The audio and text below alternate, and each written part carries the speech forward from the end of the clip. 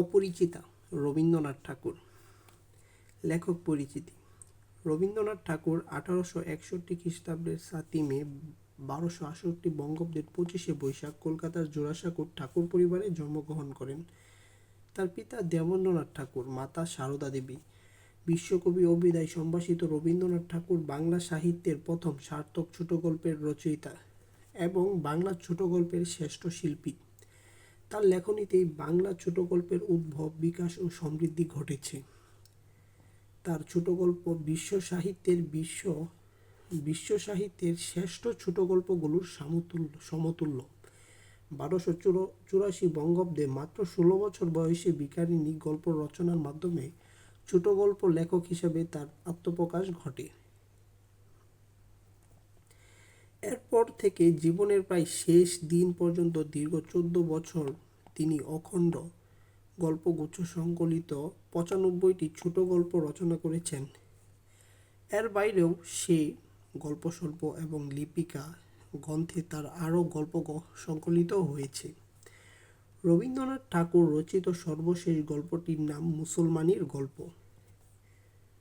পারিবারিক জমিদারি তদারকির সূত্রে কুষ্টিয়ায় শিলদাহে বসবাসকালই রবীন্দ্রনাথের ছোট গল্প রচনার স্বর্ণযুগ। সোনারতরী কাব্যের শ্রেষ্ঠ কবিতাগুলো তিনি একই সময়ে রচনা করেন। প্রাকৃতিক পটে জীবনের স্থাপন করে জীবনের গতিময় বিশ্বজননীর প্রকাশই রবীন্দ্র গল্পের শ্রেষ্ঠ সম্পদ। তবে 20 শতকে রচিত গল্পে প্রকৃতি ও গীতিময়তার স্থলে বাস্তবতায় প্রাধান্য পেয়েছে। গল্পকার হিসাবে তিনি যেমন বরেণ্য, ঔপন্যাসিক হিসাবেও বাংলা সাহিত্যে তার স্থান সুনির্দিষ্ট। তার রচিত উপন্যাসগুলোর মধ্যে চোখের বালি, ঘোড়া, চতুরঙ্গ, ঘরে বাইরে, শেষের কবিতা, যোগাযোগ বাংলা উপন্যাসের শ্রেষ্ঠ সম্পদ। নাটক রচনার ক্ষেত্রেও রবীন্দ্রনাথ ঠাকুরের শ্রেষ্ঠ অভিসাংবাদিত্য। তার রচিত বিশেষ উল্লেখযোগ্য নাটকগুলো হলো রাজা, অচলায়তন, ডাকঘর, মুক্তধারা, রক্তকরবী।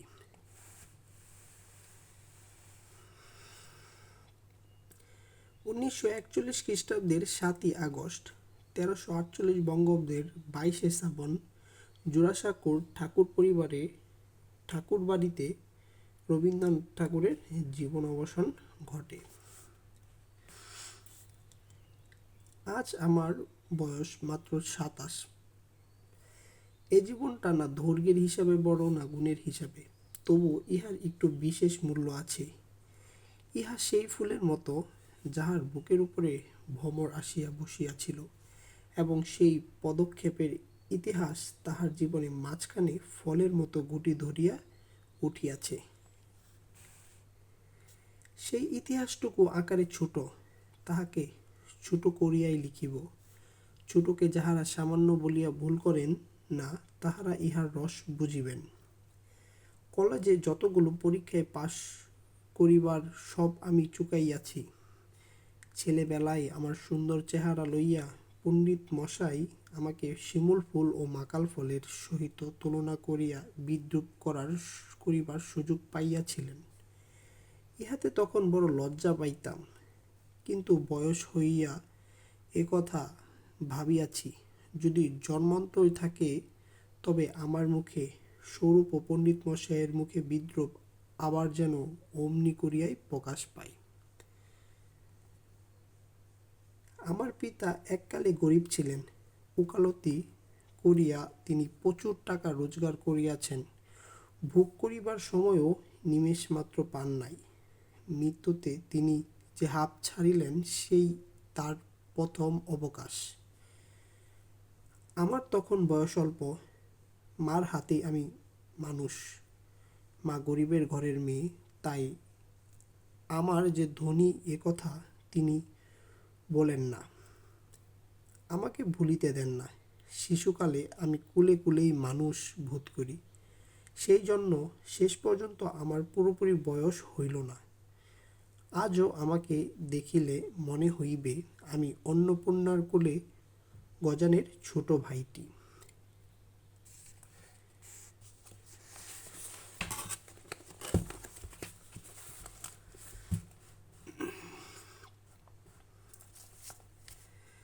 আমার আসল অভিভাবক আমার মামা।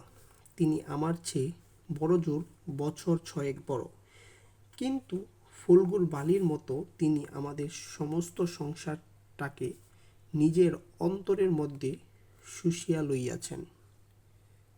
তাহাকে না খুঁড়িয়া এখানকার এক গুণ্ডুসও রস পাইবার জো নাই।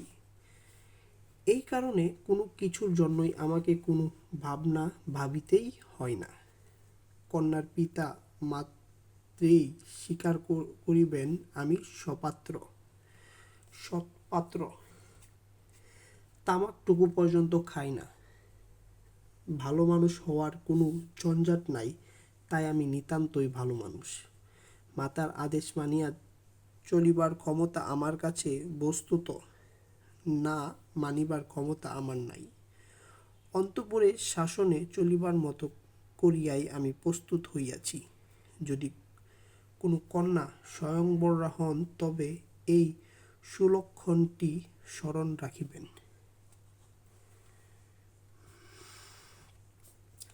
অনেক বড় ঘর হইতে আমার সম্বন্ধ আসিয়াছিল, কিন্তু মামা, যিনি পৃথিবীতে আমার ভাগ্যদেবতার প্রধান এজেন্ট, বিবাহ সম্বন্ধে তার একটা বিশেষ মত ছিল। ধনীর কন্যা তার পছন্দ নয়। আমাদের ঘরে যে মেয়ে আসিবে, সে মাথা হেঁট করিয়া আসিবে, এই তিনি চান। অথচ টাকার প্রতি আসক্তি তার অস্থি মজ্জায় জড়িত। তিনি এমন বেহাই চান, যাহার টাকা নাই, অথচ যে টাকা দিতে কসুর করিবে না। যাই হোক, শোষণ করা চলিবে না, অথচ বাড়িতে আসিলে গুড়গুড়ির পরিবর্তে বাঁধা হুঁকার তামাক দিলে যাহার নালিশ খাটিবে না। আমার বন্ধু হরিশ কানপুরে কাজ করে। সে ছুটিতে কলকাতায় আসিয়া আমার মন উতলা করিয়া দিল। সে বলিল, ওহে মেয়ে যদি বলো, একটি খাসা মেয়ে আছে। কিছুদিন পূর্বেই MA পাশ করিয়াছি। সামনে যত দূর পর্যন্ত দৃষ্টি চলে, ছুটি ধু ধু করিতেছে। পরীক্ষা নাই, উমেদারি নাই, চাকরি নাই, নিজের বিষয় দেখিবারও চিন্তাও নাই, শিক্ষাও নাই, ইচ্ছাও নাই। থাকিবার মধ্যেও ভিতরে আছেন মা এবং বাহিরে আছেন মামা। এই অবকাশের মরুভূমির মধ্যে আমার হৃদয় তখন বিশ্বব্যাপী নারীরূপের মরীচিকা দেখিতেছিল। আকাশে তাহার দৃষ্টি, বাতাসে তাহার নিঃশ্বাস, তরুমর্মে তাহার গোপন কথা। এমন সময় হরিশ আসিয়া বলিল, মেয়ে যদি বলো তবে। আমার শরীর মন বসন্ত বাতাসে বকুল বনের নবপল্লব রাশির মতো কাঁপিতে কাঁপিতে আলো ছায়া বুনিতে লাগিল। হরিশ মানুষটা ছিল রসিক। রস দিয়া বর্ণনা করিবার শক্তি তাহার ছিল, আর আমার মন ছিল তৃষ্ণার্ত।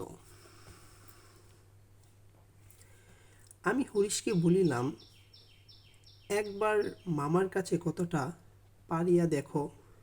হরিশ আসর জমাইতে অদ্বিতীয়, তাই সর্বত্রই তাহার খ্যাতি। মামাও তাহাকে পাইলে ছাড়িতে চান না। কথাটা তার বৈঠকে উঠিল। মেয়ের চেয়ে মেয়ের বাপের খবরটাই তাহার কাছে গুরুতর। বাপের অবস্থা তিনি যেমনটি চান তেমনি। এককাল ইহাদের বংশে লক্ষ্মীর মঙ্গলঘাট ভরা ছিল, এখন তাহা শূন্যে বলিলেই হয়। অথচ তলায় সামান্য কিছু বাকি আছে। দেশে বংশমর্যাদা রাখিয়া চলা সহজ নয় বলিয়া উনি পশ্চিমে গিয়া বাস করিতেছেন। সেখানে গরিব গৃহস্থের মতোই থাকেন। একটি মেয়ে ছাড়া তার আর নাই। সুতরাং তাহার পশ্চাতে লক্ষ্মীর ঘরটি একেবারে উপুড় করিয়া দিতে দ্বিধা হইবে না। এইসব ভালো কথা, কিন্তু মেয়ের বয়স যে 15। তাই শুনিয়া মামার মন ভার হইল। বংশে তো কোনো দোষ নাই, না দোষ নাই। বাপ কোথাও তার মেয়েকে যোগ্য বর খুঁজিয়া পান না। একে তো বরের হাট মহার্ঘ, তাহার পরে ধনুক ভাঙা পণ্য। কাজই বাপ কেবল সবুর করিতেছেন, কিন্তু মেয়ের বয়স সবির করিতেছে না। যাই হোক, হরিশের এর সরস রসনার গুণ আছে। মামার মন নরম হইল। বিবাহের ভূমিকার অংশটি নির্বিঘ্নে সমাধা হইয়া গেল। কলকাতার বাহিরে বাকি যে পৃথিবীটা আছে, সমস্তটাকেই মামা আন্দামান দ্বীপের অন্তর্গত বলিয়া জানেন। জীবনে একবার বিশেষ কাজে তিনি কুন্দনগর পর্যন্ত গিয়েছিলেন। মামা যদি মনু হইতেন, তবে তিনি হাবড়ার পুল পার হওয়াটা তাহার সংহতির একেবারে নিষেধ করিয়া দিতেন। মনের মধ্যে ইচ্ছা ছিল, নিজের চোখে মেয়ে দেখিয়া আসিব। সাহস করিয়া প্রস্তাব করিতে পারলাম না।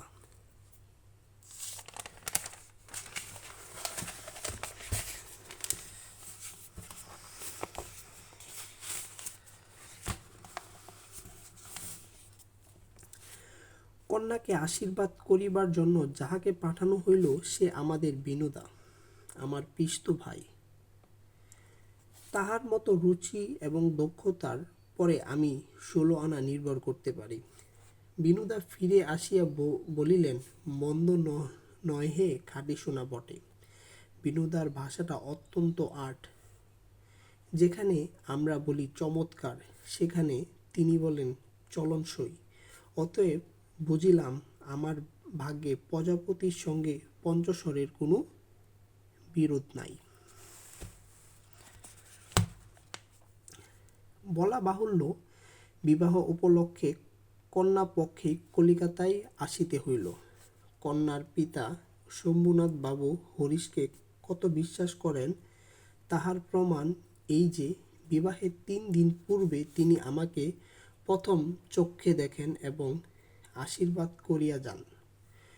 বয়স তার 40-এর কিছু এপারে বা ওপারে। চুল কাঁচা, গোঁফে পাক ধরিতে আরম্ভ করিয়াছে মাত্র। সুপুরুষ বটে। বীরের মধ্যে দেখিলে সকলের আগে তার উপরে চোখ পড়িবার মতো চেহারা। আশা করি আমাকে দেখিয়া তিনি খুশি হইয়াছিলেন। বোঝা শক্ত, কেননা তিনি বড়ই চুপচাপ। যে 2-1টি কথা বলেন, যেন তাহাতে পুরো জোর দিয়া বলেন না। মামার মুখ তখন অনর্গল ছুটিতেছিল।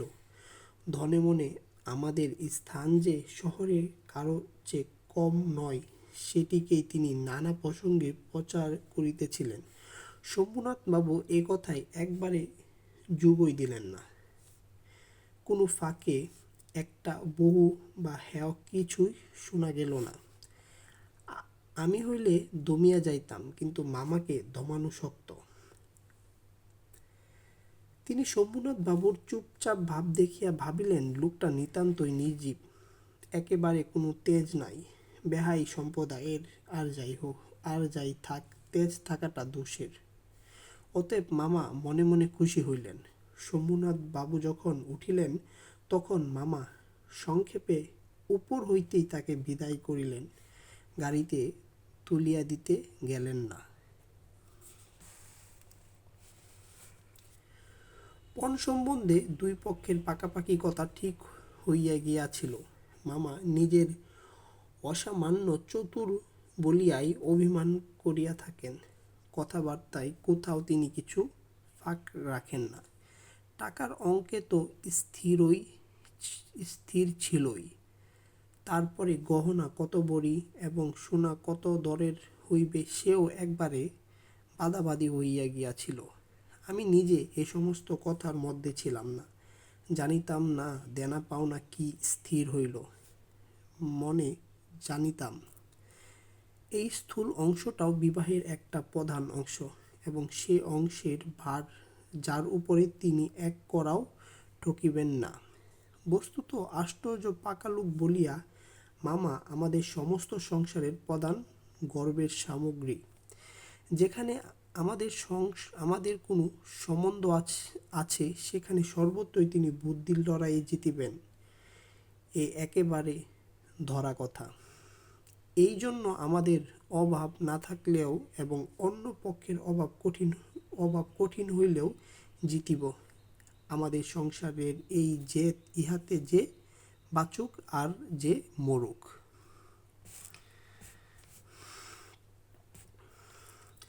গায়ে হলুদ অসম্ভব রকম ধুম করিয়া গেল।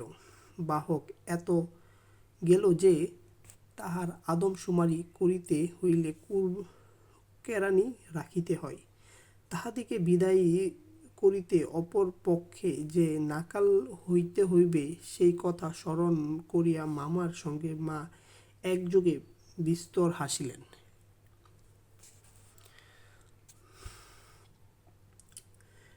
ব্যান্ড, রাশি, শখের কনসার্ট প্রভৃতি সেখানে যত প্রকার উচ্চ শব্দ আছে সমস্ত একসঙ্গে মিশাইয়া বর্বর কোলাহলের মত্তহস্তি দ্বারা সঙ্গীত সস্বস্তি পদ্মবন দলিত করিয়া আমি তো বিবাহ বাড়িতে গিয়া উঠিলাম। আংটিটিতে হাড়েতে জরিজহরতে আমার শরীর যেন গহনার দোকান নিলামে চড়িয়াছে বলিয়া বোধ হইল। তাহাদের ভাবি জামাইয়ের মূল্য কত সেটা যেন কতক পরিমাণ সর্বাঙ্গে স্পষ্ট করিয়া লিখিয়া ভাবি শ্বশুরের সঙ্গে মোকাবেলা করিতে চাহিয়াছিলাম। মামা বিবাহ বাড়িতে ঢুকিয়া খুশি হইলেন না। একে তো উঠানেতেই বরযাত্রীদের জায়গা সংকুলিত হওয়ায় শক্ত, তাহার পরে সমস্ত আয়োজন নিতান্ত মধ্যম রকমের। ইহার পরে শম্ভুনাথবাবুর ব্যবহারটাও নেহাই ঠাণ্ডা। তার বিনয়টা অজস্র নয়। মুখে তো কথাই নাই, কোমরে চাদর বাঁধা, গলা ভাঙা, টাক পরা, মিশকালো এবং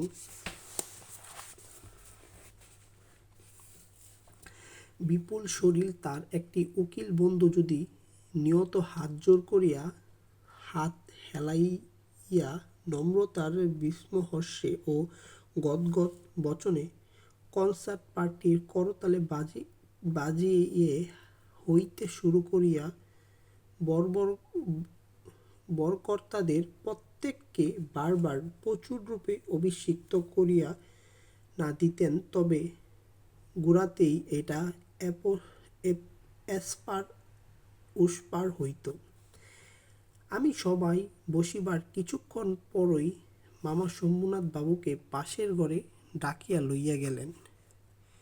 কি কথা হইল জানি না। কিছুক্ষণ পরই শম্ভুনাথ বাবু আমাকে আসিয়া বললেন, বাবাজি, একবার এই দিকে আসতে হচ্ছে। ব্যাপারখানা এই, সকলের না হোক কিন্তু কোনো না কোনো মানুষের জীবনে একটা কিছু লক্ষ্য থাকে। মামার একমাত্র লক্ষ্য ছিল তিনি কোনোমতেই কারো কাছে ঠকিবেন না। তার ভয় তার বেহাই তাকে গহনায় ফাঁকি দিতে পারেন। বিবাহকার্য শেষ হইয়া গেলে সে ফাঁকি আর প্রতিকার চলিবে না। বাড়ি ভাড়া, সওগাত, লোক বিদায় প্রভৃতি সম্বন্ধে যেরকম টানাটানি পরিচয় পাওয়া গেছে, তাহাতে মামা ঠিক করিয়াছিলেন দেওয়াত হওয়া সম্বন্ধে এই লোকটি শুধু মুখের কথার উপর ভর করিয়া চলিবেন না। সেই জন্য বাড়ির শেকটাকে শুদ্ধ সঙ্গে আনিয়াছিলেন। পাশের ঘরে গিয়া দেখিলেন মামা এক তক্তপোশে ও শেকরা তাহার দাড়িপাল্লা, কষ্টিপাথর প্রভৃতি লইয়া মেঝেয় বসিয়া আছে। শম্ভুনাথ বাবু আমাকে বললেন, তোমার মামা বলতেছেন বিবাহের কাজ শুরু হইবার আগেই তিনি কনের সমস্ত গহনা যাচাই করিয়া দেখিবেন। ইহাতে তুমি কি বল? আমি মাথা হেঁট করিয়া চুপ করিয়া রইলাম। মামা বললেন, ও আবার কি বলবে? আমি যা বলিব তাই হইবে। শম্ভুনাথ বাবু আমার দিকে চাহিয়া কহিল, সেই কথা তবে ঠিক, উনি যা বলবেন তাই হইবে, এ সম্বন্ধে তোমার কিছুই বলার নাই? আমি একটু ঘাড় নাড়াইয়া ইঙ্গিত জানাইলাম, এইসব কথায় আমার সম্পূর্ণ অনধিকার। তবে আচ্ছা, তবে বসো, মেয়ের গা হইতে সমস্ত গহনা খুলিয়া আনিতেছি। এই বলিয়া তিনি উঠিলেন। মামা বললেন, অনুপম, এখানে কি করবে? ও সবাই গিয়ে বসুক। শম্ভুনাথ বললেন, না, সবাই নয়, এখানেই বসতে হইবে। কিছুক্ষণ পরে তিনি একখানা গামছায় বাঁধা গহনা আনিয়া তক্তপোশের উপর মেলিয়া ধরিলেন। সমস্তই তাহার পিতামহীদের আমলের গহনা, হাল ফ্যাশনের সূক্ষ্ম কাজ নয়, যেমন মোটা তেমনি ভারী। সে একটা গহনা হাতে তুলিয়া লইয়া বলিল, এ আর দেখিব কি, ইহাতে খাদ নাই, এমন সোনা এখনকার দিনে ব্যবহারই হয় না। এই বলিয়া সে মকরমুখা মোটা একখানা বালায় একটু চাপ দিয়া দেখাইল, তাহা বাকিয়া যায়। মামা তখনই নোট বইয়ে গহনাগুলোর ফত টুকিয়া লইলেন, পাছে যাহা দেখানো হইল তাহার কোনোটা কম পড়ে। হিসাব করিয়া দেখিলেন, গহনা যে পরিমাণ দেওয়ার কথা ওগুলোর সংখ্যায়, দরে এবং ভারে তার অনেক বেশি। গহনাগুলোর মধ্যে একজোড়া ইয়ারিং ছিল। শম্ভুনাথ সেইটা শেখরার হাতে দিয়া বলিল, এইটা একবার পরখ করিয়া দেখো।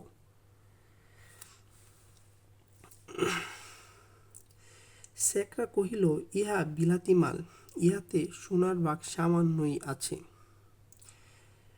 শম্ভুনাথ বাবু ইয়ারিং জোড়া মামার হাতে দিয়া বলিলেন, এটা আপনারই রাখিয়া দিন।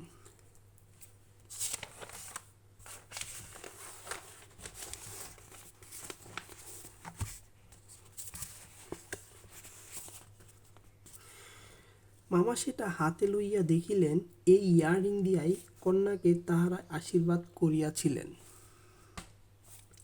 মামার মুখ লাল হইয়া উঠিল। দরিদ্র তাহাকে ঠকাইতে চাহিবে, কিন্তু তিনি ঠকিবেন না, এই আনন্দ সম্ভোগ হইতে বঞ্চিত হইল এবং তাহার উপরে কিছু উপরি পাওনা জটিল। অত্যন্ত মুখ ভার করিয়া বলিলেন, অনুপম, যাও, তুমি সবাই গিয়ে বসোগে। শম্ভুনাথবাবু বলিলেন, না, এখন সবাই বসিতে হইবে না, চলুন আগে আপনাদের খাওয়াইয়া দেই। মামা বললেন, সে কি কথা লগ্ন? শম্ভুনাথবাবু বললেন, সেজন্য কিছু ভাবিবেন না, এখন উঠুন। লোকটি নেহাত ভালো মানুষ ধরনের, কিন্তু ভেতরে বেশ একটু জোর আছে বলিয়া বোধ হয়। মামাকে উঠিতে হইল। বরযাত্রীদের আহার হইয়া গেল।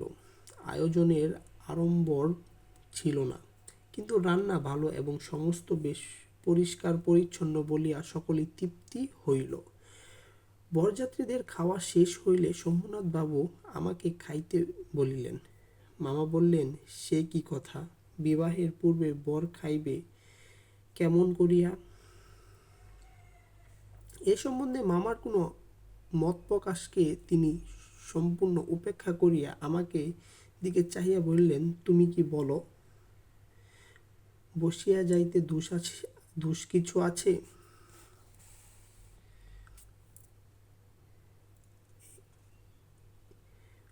মূর্তি মাতৃআজ্ঞাস্বরূপে মামা উপস্থিত, তার বিরুদ্ধে চলা আমার পক্ষে অসম্ভব। আমি আহারে বসিতে পারিলাম না।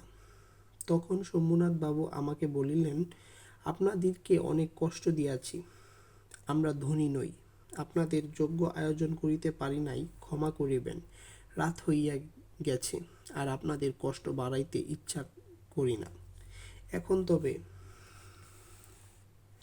মামা বললেন, তা সবাই চলুন, আমরা তো প্রস্তুত আছি। শম্ভুনাথ বললেন, তবে আপনাদের গাড়ি বলিয়া দিই। মামা আশ্চর্য হইয়া বলিলেন, ঠাট্টা করিতেছেন নাকি? শম্ভুনাথ কহিলেন, ঠাট্টা তো আপনারই করিয়া সারিয়াছেন, ঠাট্টার সম্পর্কটাকে স্থায়ী করিবার ইচ্ছা আমার নাই। মামা দুই চোখ এত বড় করিয়া মেলিয়া অবাক হইয়া রহিলেন। শম্ভুনাথ কহিলেন, আমার কন্যার গহনা আমি চুরি করিব এ কথা যার মনে করে, তাহাদের হাতে আমি কন্যা দিতে পারি না। আমাকে একটি কথা বলাও তিনি আবশ্যক বোধ করিলেন না, কারণ প্রমাণ হইয়া গেছে আমি কেহই নই। তারপরে যা হইল সে আমি বলতে ইচ্ছা করি না। ঝাড়লণ্ঠন ভাঙিয়া চুরিয়া জিনিসপত্র লণ্ডভণ্ড করিয়া বরযাত্রীর দল দক্ষযজ্ঞের পালা সারিয়া বাহির হইয়া গেল। বাড়ি ফিরিবার সময় ব্যান্ড, রোশনচৌকি, কনসার্ট একসঙ্গে বাজিল না, এবং অভ্রের ঝাড়গুলো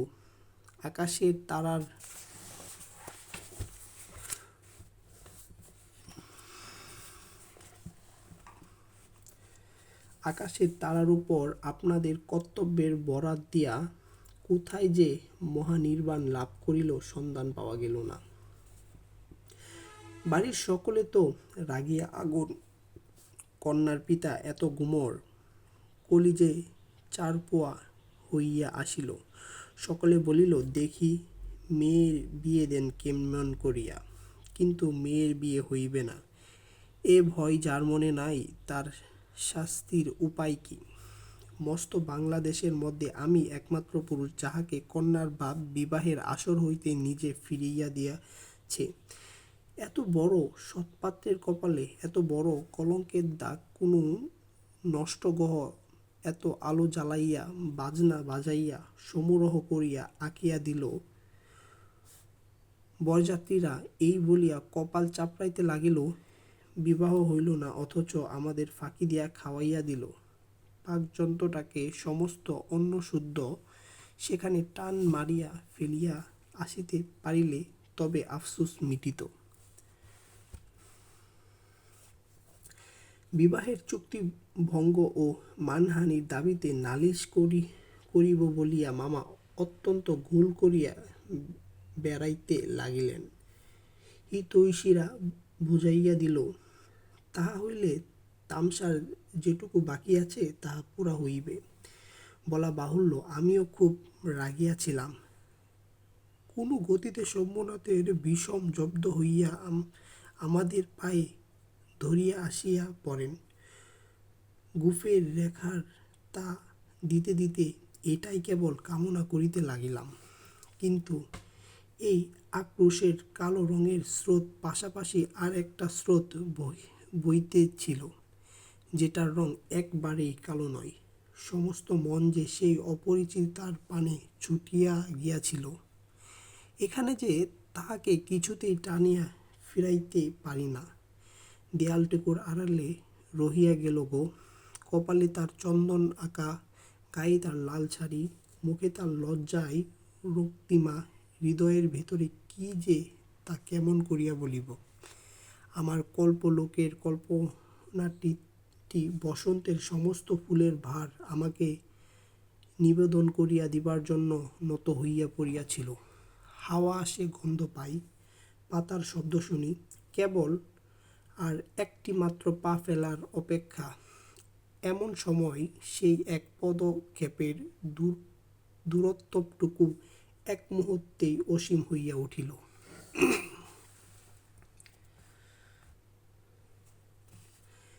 এতদিন যে প্রতি সন্ধ্যায় আমি বিনুদার বাড়িতে গিয়া তাহাকে অস্থির করিয়া তুলিয়াছিলাম, বিনুদার বর্ণনার ভাষা অত্যন্ত সংকীর্ণ বলিয়াই তার প্রত্যেক কথাটি স্ফুলিঙ্গের মতো আমার মনের মাঝখানে আগুন জ্বালাইয়া দিয়াছিল।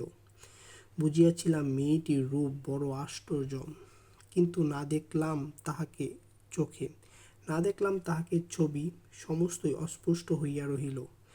বাহিরে তো সে ধরা দিলই না, তাহাকে মনেও আনিতে পারিলাম না। এই জন্য মন সেদিনকার সেই বিবাহসভার দেয়ালটার বাহিরে ভূতের মতো দীর্ঘ নিশ্বাস ফেলিয়া বেড়াইতে লাগিল।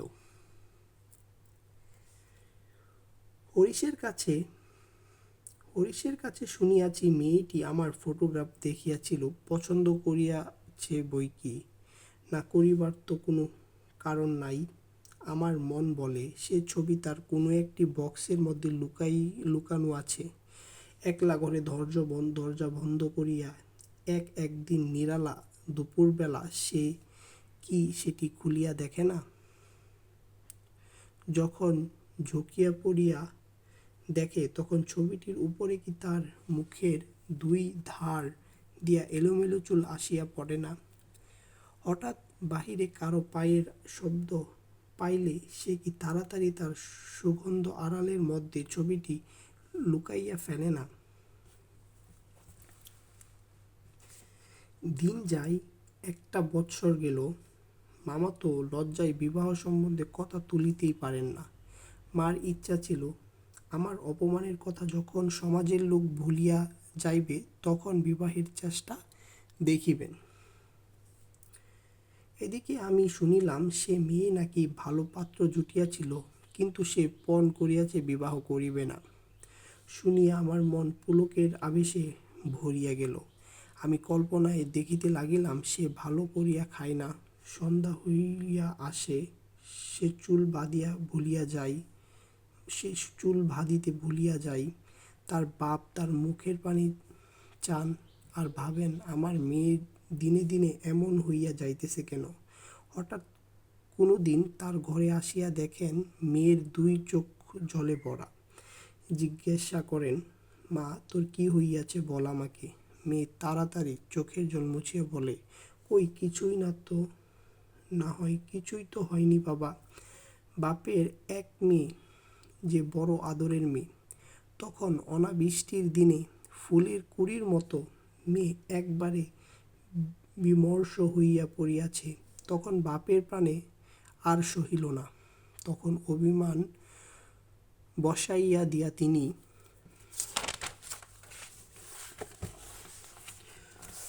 ছুটিয়া আসিলেন আমাদের ধারে। তারপরে ছুটিয়া আসিলেন আমাদের ধারে। তারপরে মনের মধ্যে সেই যে কালো রঙের ধারাটা বহিয়াছে, সে যেন কালো সাপের মতো রূপ ধরিয়া ফাঁস করিয়া উঠিল। সে বলিল, বেশ তো, আর একবার বিবাহের আসর সাজানো হোক, আলো জ্বলুক, দেশ বিদেশের লোকের নিমন্ত্রণ হোক, তারপরে তুমি বরের টুপর পরিয়া দলবল লইয়া সভা ছাড়িয়া চলিয়া এসো। কিন্তু যে ধারাটি চোখের জলের মতো শুভ্র, সে রাজহংসের রূপ ধরিয়া বলিল, যেমন করিয়া আমি একদিন দময়ন্তীর পুষ্পবনে গিয়াছিলাম, তেমনি করিয়া আমাকে একবার উড়িয়া যাইতে দাও। আমি বিরোহিণীর কানে কানে একবার সুখের খবরটি দিয়া আসি গে। তারপরে দুঃখের রাত পোহাইল, নববর্ষের জল পড়িল, স্নান ফুলটি মুখে তুলিল। এবারে সেই দেয়ালটার বাহিরে রহিল সমস্ত পৃথিবী, আর সবাই ভিতরে প্রবেশ করিল একটি মাত্র মানুষ। তারপরে আমার কথাটি ফুরাল। কিন্তু কথা এমন করিয়া ফুরাইল না। যেখানে আসিয়া তাহা অফুরান হইয়াছে, সেখানকার বিবরণ একটুখানি বলিয়া আমার লেখা শেষ করিয়া দেই। মাকে লইয়া তীর্থে চলিয়াছিলাম। আমার উপরেই ভার ছিল, কারণ মামা একবারেও হাবড়ার পুল পার হন নাই। রেলগাড়িতে ঘুমাইতেছিলাম। ঝাঁকানি খাইতে খাইতে মাথার মধ্যে নানা প্রকার এলোমেলো স্বপ্নের ঝুমঝুমি বাজিতেছিল। হঠাৎ একটা কোনো স্টেশনে জাগিয়া উঠিলাম। আলোতে অন্ধকার মেশা সেও এক স্বপ্ন। কেবল আকাশের তারাগুলো চিরপরিচিত, আর সবই অজানা অস্পষ্ট। স্টেশনের দ্বীপ কয়টা নাড়া হইয়া দাঁড়াইয়া আলো ধরিয়া এই পৃথিবীটা যে কত অচেনা, এবং যাহা চারিদিকে তাহা যে কতই বহুদূরে, তাহাই দেখাইয়া দিতেছে। গাড়ির মধ্যে মা ঘুমাইতেছেন। আলোর নিচে সবুজ পর্দাটা টানা। তুরঙ্গ, বক্স, জিনিসপত্র সমস্তই কে কার ঘাড়ে এলোমেলো হইয়া রহিয়াছে, তাহা যেন স্বপ্নলোকে উলটপালট অবভাস। স্বপ্নপুরুষের মিটমিটে আলোতে থাকা এবং না থাকার মাঝখানে কেমন একরকম হইয়া পড়িয়াছি।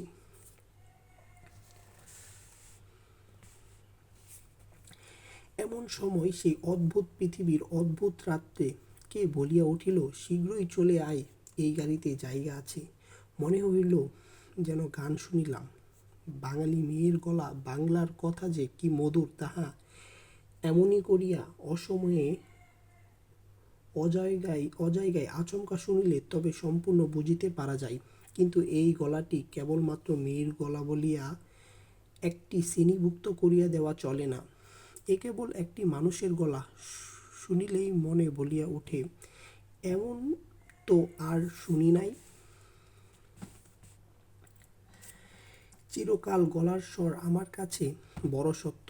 রূপ জিনিসটি বড় কম নয়, কিন্তু মানুষের মধ্যে যাহা অন্তরতম এবং অনির্বচনীয়, আমার মনে হয় কণ্ঠস্বর যেন তারই চেহারা। আমি তাড়াতাড়ি গাড়ির জানালা খুলিয়া বাহিরে মুখ বাড়াইয়া দেখলাম, কিছুই দেখলাম না। প্ল্যাটফর্মের অন্ধকার দাঁড়াইয়া গার্ড তাহার এক চক্ষু লণ্ঠন নাড়িয়া দিল। আমি আমি নাড়াইয়া দিল। গাড়ি চলিল।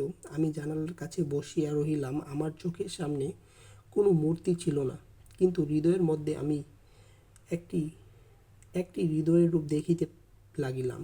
সে যেন এক তারাময়ী রাত্রির মতো আবৃত্তি করিয়া ধরে, কিন্তু তাহাকে ধরিতে পারা যায় না। ওগো সুর, অচেনা কণ্ঠের সুর, এক নিমিষে তুমি যে আমার চিরপরিচয়ে আসনটির উপরে আসিয়া বসিয়াছ। কি আশ্চর্য পরিপূর্ণ তুমি!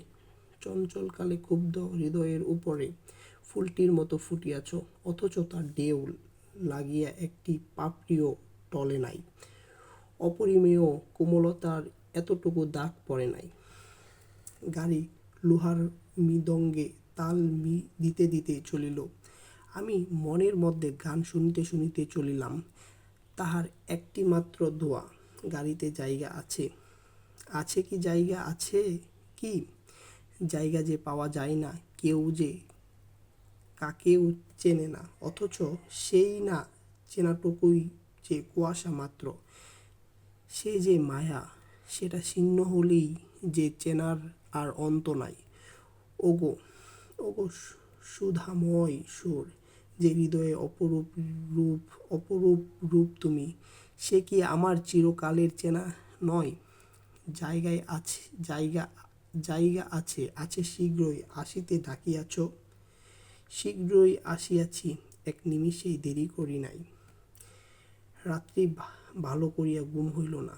প্রায় প্রতি স্টেশনে একবার করিয়া মুখ বাড়াইয়া দেখিলাম। ভয় হইতে লাগিল।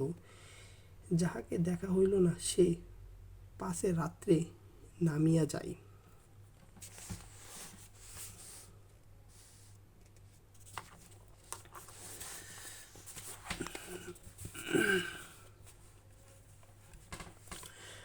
পরদিন সকালে একটা বড় স্টেশনে গাড়ি বদল করিতে হইবে। আমাদের ফার্স্ট ক্লাসের টিকিট। মনের আশা ছিল ভিড় হইবে না। নামিয়া দেখি প্ল্যাটফর্মে সাহেবদের আদালি দল আসবাবপত্র লইয়া গাড়ির জন্য অপেক্ষা করিতেছে। কোনো এক ফৌজের বড় জেনারেল সাহেব ভ্রমণে বাহির হইয়াছে। 2-3 মিনিট পরই গাড়ি আসিল। বুঝিলাম ফার্স্ট ক্লাসের আশা ত্যাগ করিতে হইবে। মাকে লইয়া কোন গাড়িতে উঠি সে এক বিষম ভাবনায় পড়িলাম। সব গাড়িতেই ভিড়। দাঁড়ে দাঁড়ে উঁকি মারিয়া বেড়াইতে লাগিলাম। এমন সময় সেকেন্ড ক্লাসের গাড়িতে হইতে একটি মেয়ে আমার মাকে লক্ষ্য করিয়া বললেন, আপনারা আমাদের গাড়িতে আসুন না, এইখানে জায়গা আছে। আমি তো চমকিয়া উঠিলাম। এই আশ্চর্য মধুর কণ্ঠ এবং সেই গানের ধোয়া জায়গা আছে। প্রাণমাত্র বিলম্ব না করিয়া মাকে লইয়া গাড়িতে উঠিয়া পড়িলাম। জিনিসপত্র তুলিবার প্রায় সময় ছিল না। আমার মতো অক্ষম দুনিয়ায় নাই। সেই মেয়েটি কুলিদার হইতে তাড়াতাড়ি চলতি গাড়িতে আমাদের বিছানাপত্র টানিয়া লইল। আমার একটা ফটোগ্রাফ তুলিবার ক্যামেরা স্টেশনেই পড়িয়া রহিল। গ্রাহ্যই করিলাম না। তারপরে কি লিখিব জানি না। আমার মনের মধ্যে একটি অখণ্ড আনন্দের ছবি আছে। তাহাকে কোথায় শুরু করিব কোথায় শেষ করিব বসিয়া বসিয়া বাক্যের পর বাক্য যোজনা করিতে ইচ্ছা করে না। এবার সেই সুরটাকে চোখে দেখিলাম, তখনও তাহাকে সুর বলিয়াই মনে হইল। মায়ের মুখের দিকে চাহিলাম, দেখিলাম তার চোখে পলক পড়িতেছে না। মেয়েটির বয়স 16 কি 17 হইবে, কিন্তু নবযৌবন ইহার দেহে মনে কোথাও যেন একটুও ভার চাপাইয়া দেয় নাই। ইহার গতি সহজ, দীপ্তি নির্মল, সৌন্দর্যের শুচিতা অপূর্ব। ইহার কোনো জায়গায় কিছু জরিমা নাই। আমি দেখিতেছি, বিস্তারিত করিয়া কিছু বলা আমার পক্ষে অসম্ভব। এমনকি সে যে কি রঙের কাপড় কেমন করিয়া পরিয়াছে তাহাও ঠিক করিয়া বলিতে পারিব না। এটা খুব সত্য যে তাহার বশে ভূষায় এমন কিছুই ছিল না যেটা তাহাকে ছাড়াইয়া বিশেষ করিয়া চোখে পড়িতে পারে। সে নিজের চারিদিকে সকলের চেয়ে অধিক রজনীগন্ধার শুভ্র মঞ্জুরির মতো সরল বৃত্তন্তীর উপরে দাঁড়াইয়াছে। যে গাছে ফুটিয়াছে, যে গাছকে সে একবারে অতিক্রম করিয়া উঠিয়াছে। সঙ্গে 2-3টি ছোটোখাটো মেয়ে ছিল। তাহাদেরকে লইয়া তাহার হাসি এবং কথার আর অন্ত ছিল না। আমি হাতে একখানা বই লইয়া সেদিকে কান পাতিয়া রাখিলাম। যেটুকু কানে আসিতেছিল সে তো সমস্তই ছেলেমানুষের সঙ্গে ছেলেমানুষি কথা। তাহার বিশেষত্ব এই যে তাহার মধ্যে বয়সের তফাৎ কিছুমাত্র ছিল না। ছোটদের সঙ্গে সে অনায়াসে এবং আনন্দে ছোট হইয়া গিয়াছিল। সঙ্গে কতকগুলি ছবিওয়ালা ছেলেদের গল্পে বই তাহারই কোনো একটা বিশেষ গল্প শুনাইবার জন্য মেয়েরা তাহাকে ধরিয়া পড়িল। এই গল্প নিশ্চয় তারা 20-25 বার শুনিয়াছে। মেয়েদের কেন যে এত আগ্রহ তাহা বুঝিলাম। সেই সুধাকণ্ঠের সোনার কাঠিতে সকল কথা যে শোনা হইয়া ওঠে। মেয়েটির সমস্ত শরীর মন যে একবারে প্রাণে ভরা। তার সমস্ত চলাই বলাই স্পর্শে প্রাণ ঠেকিয়া ওঠে। তাই মেয়েরা তখন তার মুখে গল্প শুনে তখন গল্প নয়, তাহাকেই শুনে। তাহাদের হৃদয়ের উপর প্রাণের ঝর্ণা ঝরিয়া পড়ে। তার সেই উদ্ভাসিত প্রাণ আমার সেদিনকার সমস্ত সূর্যকিরণই সজীব করিয়া তুলিল। আমার মন হইল, আমাকে যে প্রকৃত তাহার আকাশ দিয়া বেষ্টন করিয়াছে সে ওই তরুণীরই অক্লান্ত অম্লান প্রাণের বিশ্বব্যাপী বিস্তার।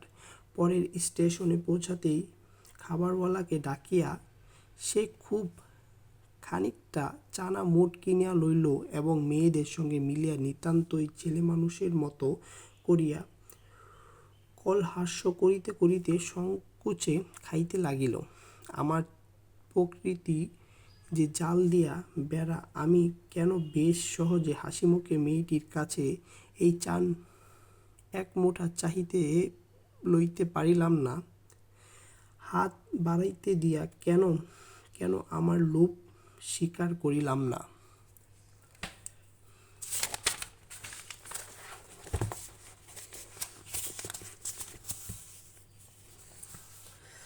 মা ভালো লাগা এবং মন্দ লাগার মধ্যে দোমনা হইয়াছিলেন। বাড়িতে আমি পুরুষ মানুষ, তবু ইহার কিছুমাত্র সংকোচ নাই। বিশেষত এমন লোভীর মতো খাইতেছে, সেটা ঠিক তার পছন্দ হইতেছিল না। অথচ ইহাকে বেহাই বলিয়া আমার ভ্রম হয় নাই। তার মনে হইল, এ মেয়ের বয়স হইয়াছে কিন্তু শিক্ষা হয় নাই। মা হঠাৎ কারো সঙ্গে আলাপ করিতে পারেন না। মানুষের সঙ্গে দূরে দূরে থাকাই তার অভ্যাস। এই মেয়েটির পরিচয় লইতে তার খুব ইচ্ছা, কিন্তু স্বাভাবিক বাধা কাটাইয়া উঠিতে পারিতেছিলেন না। এমন সময় গাড়ি একটা বড় স্টেশনে আসিয়া থামিল। সেই জেনারেল সাহেব একদল অনুষঙ্গী সেই স্টেশনে হইতে উঠিবার উদ্যোগ করিতেছেন। গাড়িতে কোথাও জায়গা নাই। বারবার আমাদের গাড়ির সামনে দিয়া তখন ঘুরিয়া গেল। মা তো ভয়ে আড়ষ্ট। আমি মনের মধ্যে শান্তি পাইতেছিলাম না। গাড়ি ছাড়িবার অল্পকাল পূর্বে একজন দেশি রেলওয়ে কর্মচারীর নাম লেখা দুইখানা টিকিট গাড়ির দুই বেঞ্চের শিয়রের কাছে লটকাইয়া দিয়া আমাকে বলিল, এই গাড়ির দুই বেঞ্চ আগে হইতেই দুই সাহেব রিজার্ভ করিয়াছেন, আপনাদিগকে অন্য গাড়িতে যাইতে হইবে।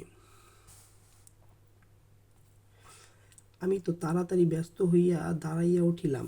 মেয়েটি হিন্দিতে বলিল, না, আমরা গাড়ি ছাড়িব না। সে লোকটি রূপ করিয়া দিল, না ছাড়িয়া উপায় নাই। কিন্তু মেয়েটি চলিষ্যুতার কোনো লক্ষণ না দেখিয়া সে নামিয়া গিয়া ইংরেজ স্টেশন মাস্টারকে ডাকিয়া আনিল। সে আসিয়া আমাকে বলিল, আমি দুঃখিত, কিন্তু শুনিয়া আমি কুলি করিয়া ডাক ছাড়িতে লাগিলাম। মেয়েটি উঠিয়া দুই চোখে অগ্নিবর্ষণ করিয়া বলিল, না, আপনি যাইতে পারিবেন না, যেমন আছেন বসিয়া থাকুন। বলিয়া সে দ্বারের কাছে দাঁড়াইয়া স্টেশন মাস্টারকে ইংরেজি ভাষায় বলিল, এ গাড়ি আগে হইতে রিজার্ভ করা, এ কথাটা মিথ্যা কথা। আমি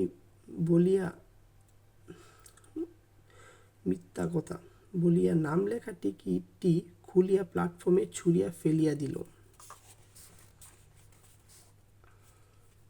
ইতিমধ্যে আদালি সমেত ইউনিফর্ম পরা সাহেব দ্বারের কাছে আসিয়া দাঁড়াইয়াছে। গাড়িতে সে উঠাইবার জন্য আদালিতে প্রথমে ইশারা করিয়াছে। তাহার পর মেয়েটির মুখে তাকাইয়া তার কথা শুনিয়া ভাব দেখিয়া স্টেশন মাস্টারকে একটু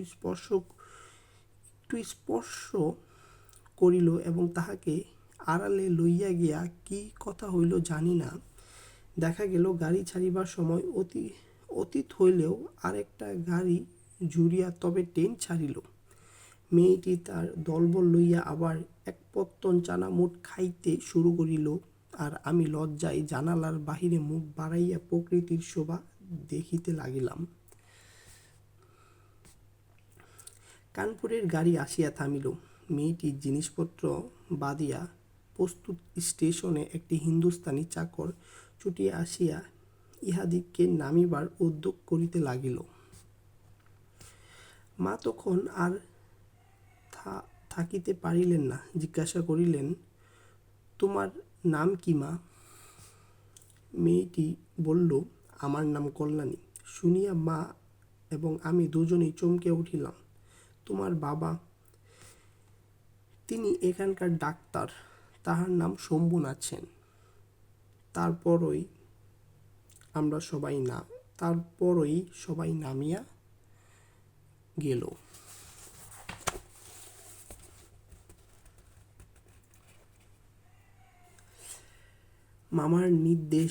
মামার নিষেধ অমান্য করিয়া মাতৃআজ্ঞা ঠেলিয়া তারপরে আমি কানপুরে আসিয়াছি। কানপুর বাপ এবং কল্যাণীর সঙ্গে দেখা হইয়াছে, হাত জোর করিয়াছি, মাথা হেঁট করিয়াছি। শম্ভুনাথবাবুর হৃদয় গলিয়াছে। কল্যাণী বলে, আমি বিবাহ করিব না। আমি জিজ্ঞাসা করিলাম, কেন? সে বলিল, মাতৃআজ্ঞা। কি সর্বনাশ! এ পক্ষেও মাতুল আছে নাকি? তারপরে বুঝিলাম মাতৃভূমি আছে। সেই বিবাহ ভাঙার পর হইতে কল্যাণী মেয়েদের শিক্ষায় ব্রত গ্রহণ করিয়াছে। কিন্তু আমি আশা ছাড়িতে পারিলাম না। সেই সুরটি যে আমার হৃদয়ের মধ্যে আজও বাজিতেছে, সে যেন কোন ওপারের বাঁশি। আমার সংসারের বাহির হইতে আসিল, সমস্ত সংসারের বাইরে ডাক দিল। আর সেই যে রাত্রের অন্ধকারের মধ্যে আমার কানে আসিয়াছিল, জায়গা আছে, সে যে আমার চিরজীবনের গানের ধোঁয়া হইয়া রহিল। তখন আমার বয়স ছিল 23, এখন হইয়াছে 27। এখনও আশা ছাড়ি নাই, কিন্তু মাতুলকে ছাড়িয়াছি। নিতান্তই এক ছেলে বলিয়া মা আমাকে ছাড়িতে পারেন নাই। তোমরা মনে করিতেছ আমি বিবাহের আশা করি না, কোনো কালেই না। আমার মনে আছে কেবল সেই এক রাত্রির অজানা কণ্ঠের মধুর সুরের আশা জায়গা আছে, নিশ্চয়ই আছে, নাইলে দাঁড়াবো কোথায়? তাই বৎসরের পর বৎসর যায় আমি এইখানেই আছি। দেখা হয় সেই কণ্ঠ শুনি, যখন সুবিধা পাই কিছু তার কাজ করিয়া দেই, আর মন বলে এই তো জায়গা পাইয়াছি। ওগো অপরিচিতা, তোমার পরিচয়ের শেষ হইল না, শেষ হইবে না, কিন্তু ভাগ্য আমার ভালো, এই তো আমি জায়গা পাইয়াছি। শব্দার্থ টিকা। এই জীবনটা না দৈর্ঘ্যের হিসাবে বড়, না গুণের হিসাবে। গল্পকথক চরিত্র অনুপমের আত্মসমালোচনা। পরিমাণ ও গুণ উভয় দিক দিয়েই যে তার জীবনটি নিতান্তই তুচ্ছ, এ কথাটি এখানে ব্যক্ত হয়েছে। ফলের মতো গুটি, গুটি এক সময় পূর্ণ ফলে পরিণত হয়, কিন্তু গুটি যদি ফলের মতো হয় তাহলে তার অসম্পূর্ণ সারবত্তা প্রকট হয়ে ওঠে। নিজের নিষ্ফল জীবনকে বোঝাতে অনুপমের ব্যবহৃত উপমা। মাকাল ফল, দেখতে সুন্দর অথচ ভিতরে দুর্গন্ধ ও শ্বাসযুক্ত, খাওয়ার অনুপযোগী ফল, বিশেষ অর্থে গুণহীন। অন্নপূর্ণা, অন্নপূর্ণা দেবী দুর্গা। গজানন, হাতি, গজ হাতি, আনঞ্জার গণেশ।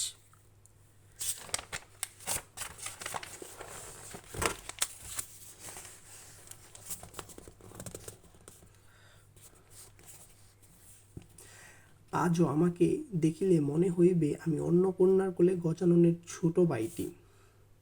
দেবী দুর্গার দুই পুত্র অগ্রজ গণেশ ও অনুজ কার্তিকেয়। দুর্গার কোলে থাকা দেব সেনাপতির কার্তিকেয় বোঝানো হইয়াছে। ব্যঙ্গাত্মক প্রয়োগ। ফল্গু ভারতের গয়া অঞ্চলের অন্তঃসশীলা নদী। নদীটির উপরের অংশ বালির আস্তরণ, কিন্তু ভিতরের জলস্রোত প্রবাহিত। ফল্গুর বালির মতো তিনি আমাদের সমস্ত সংসারটাকে নিজের অন্তরের মধ্যে শুষিয়া লইয়াছেন। অনুপম তার মামার চরিত্র বৈশিষ্ট্য প্রসঙ্গে কথাটি বলেছেন। সংসারের সমস্ত দায় দায়িত্ব পালনের তার ভূমিকা এখানে উপমার মাধ্যমে ব্যক্ত করিয়াছে। গণ্ডূষ, এক মুখ বা এক কোষ জল। অন্তঃপুর, অন্তর্মহল, ভেতর বাড়ি। স্বয়ংবরা, যে মেয়ে নিজেই স্বামী নির্বাচন করে। গুড়গুড়ি, আলবোলা ফার্সি দীর্ঘ নলযুক্ত হুক্কা বিশেষ। বাদা হুক্কা, সাধারণ মানুষের ব্যবহার্য নারকেল খুলে তৈরি ধূমপানের যন্ত্রবিশেষ। উমেদারি, প্রার্থনা, চাকরির আশায় অন্যের কাছে ধর্ণা দেওয়া। অবকাশের মরুভূমি এক, আনন্দহীন, প্রচুর অবসর বোঝানো হয়েছে। কালে ইহাদের বংশে লক্ষ্মীর মঙ্গলঘাট ভরা ছিল। লক্ষ্মী ধন ও ঐশ্বর্যের দেবী, মঙ্গলঘাট তার প্রতীক।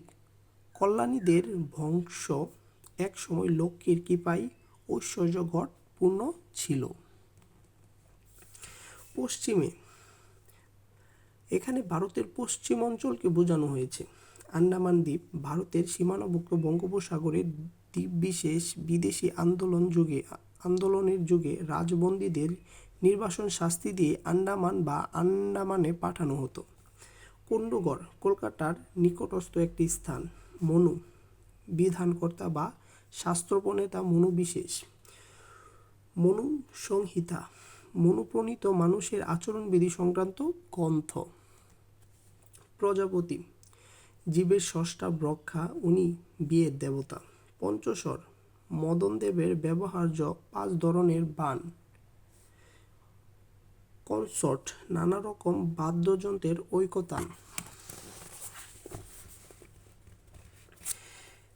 স্যাকরা, স্বর্ণাকার সোনার অলঙ্কার প্রস্তুতকারক।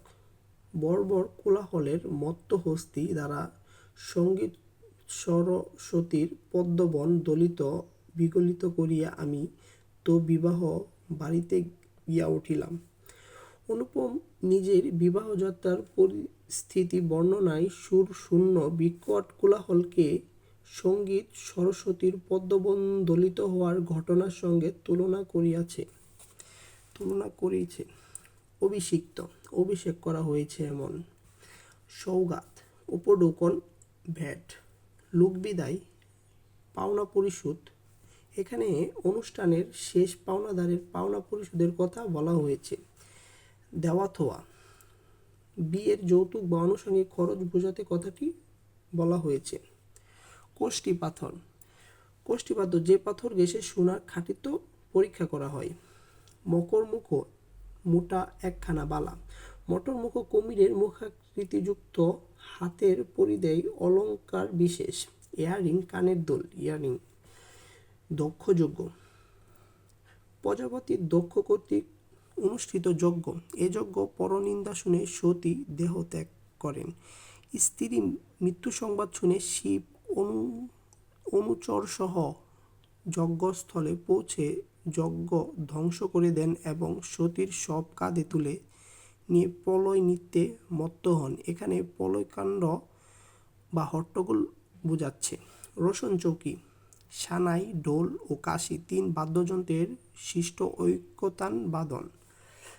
অভ্র, এক ধরনের খনিজ ধাতু, মিকা। অভ্রের ঝাড়, অভ্রের তৈরি ঝাড়বাতি। মহানির্বাণ, সব রকমের বন্ধন থেকে মুক্তি। কলি, পুরাণে বর্ণিত 4 যুগের শেষ যুগ, কলিযুগ, কলিকাল। কলি, যে 4 পোয়া হইয়া আসিল, কলিকাল পরিপূর্ণরূপে আত্মপ্রকাশ করিল। পাকযন্ত্র, পাকস্থলী, প্রদোষ, সন্ধ্যা। এক চক্ষু লণ্ঠন, এক দিক খোলা 3 দিক ঢাকা বিশেষ এক ধরনের লণ্ঠন যা রেলপথের সংকেত দেখানোর কাজে ব্যবহৃত হয়। মৃদঙ্গ, মাটির খুলের দুপাশে চামড়া লাগানো এক ধরনের বাদ্যযন্ত্র। গাড়িতে লোহার মৃদঙ্গে তাল দিতে দিতে চলিল। চলন্ত রেলগাড়ি অবিরাম ধাতব ধ্বনি বোঝানো হয়েছে।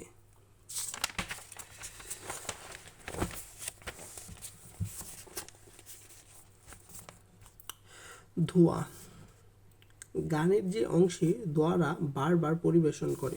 জরিমা, আড়ষ্টতা, জড়ত্ব। মঞ্জরি, কিশলয়যুক্ত কচি ডাল, মুকুল। এক পতন, এক পস্ত। কানপুর ভারতের একটি শহর। তারপরে বুঝিলাম মাতৃভূমি আছে। কল্যাণীর যে মাতৃকার সেবায় আত্মনিয়োগ করেছে, অনুপমের এই আত্মোপলব্ধি এখানে প্রকাশিত।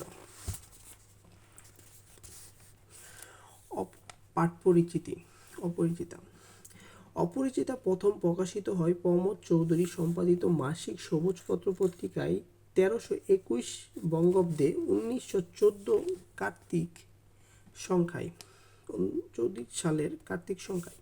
এটি প্রথম গ্রন্থভুক্ত হয় রবীন্দ্র গল্পের সংকলন গল্পসপ্তক-এ এবং পরে গল্পগুচ্ছের 3য় খণ্ডে 1927 সালে। অপরিচিতা বিশেষণের আড়ালে যে বলিষ্ঠ ব্যক্তিত্বের অধিকারী নারীর কাহিনী বর্ণিত হয়েছে তার নাম কল্যাণী।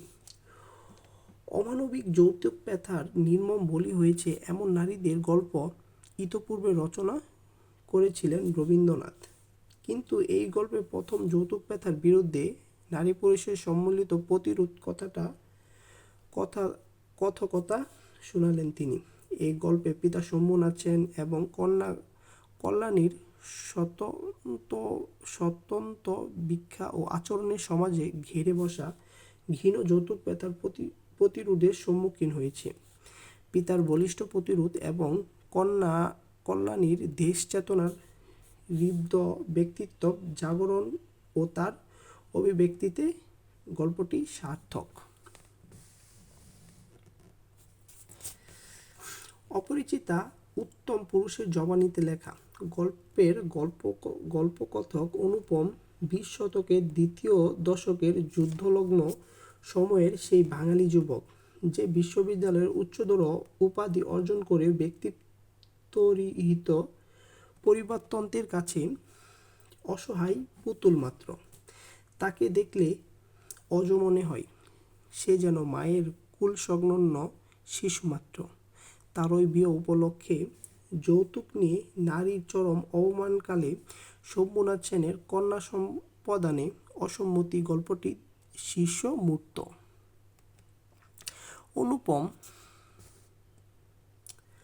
অনুপম নিজের গল্প বলতে গিয়ে ব্যঙ্গার্থ জানিয়ে দিয়েছে এই অঘটন সংঘটনের কথাটি। বিয়ের লগ্ন যখন প্রস্তুত, তখন কন্যার লগ্নভ্রষ্ট হওয়ার লৌকিকতাকে অগ্রাহ্য করে শম্ভুনাথ সেনের নির্বিকার অথচ বলিষ্ঠ প্রত্যাখ্যান নতুন এক সময়ের আশু আরবি ভাবকেই সংকেতবহ করে তুলেছে। কর্মীর ভূমিকায় বলিষ্ঠ ব্যক্তিত্বের জাগরণের মধ্য দিয়ে গল্পের শেষাংশ কল্যাণীর শুচিব্রহ আত্মপ্রকাশ ও ভবিষ্যতের নতুন নারীর আগমনের ইঙ্গিত পরিসমাপ্ত। শেষাংশে কল্যাণীর সূচিবদ্ধ আত্মপ্রকাশ ও ভবিষ্যতের নতুন নারীর আগমনের ইঙ্গিতের পরিসমাপ্ত। অপরিচিতা মনস্তাপে ভেঙে পড়া এক ব্যক্তিত্বহীন যুবকের স্বীকারোক্তির গল্প, তার পাপ স্খলনের অকপট কথামালা। অনুপমের আত্মবিবৃতির সূত্র ধরেই গল্পের নারী কল্যাণীর অসামান্য হয়ে উঠেছে। গল্পটি পুরুষতন্ত্রের অমানবিকতার স্ফুরণ যেমন ঘটেছে, তেমনি একই সঙ্গে পুরুষের ভাষ্যে নারীর প্রশস্তিও কৃত্রিক হয়েছে।